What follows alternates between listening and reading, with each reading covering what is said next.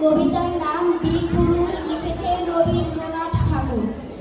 মনে করো যেন বিদেশ ঘুরে মাকে নিয়ে যাচ্ছি অনেক দূরে, তুমি যাচ্ছ পাই কেটে মা চড়ে, দরজা দুটো একটুকু ফাঁক করে, আমি যাচ্ছি রাঙা ঘোড়ার পরে, টকবগিয়ে তোমার পাশে পাশে, রাস্তা থেকে ঘোড়ার ঘুরে ঘুরে রাঙা ধুলোয় মেলে ঘুরিয়ে আসে, সন্ধে হলো সূর্য নামে পাটে, এলেম যেন জোড়া দিঘির মাঠে, ধুধু করে যেদিকে পাওয়া যায়, কোনোখানে জনমানব নাই, তুমি যেন আপন মনে তাই ভয় পেয়েছ, ভাবছ এলেম কোথা, আমি বলছি ভয় করো না মাগো, ওই দেখা যায় মরা নদীর ছোটা।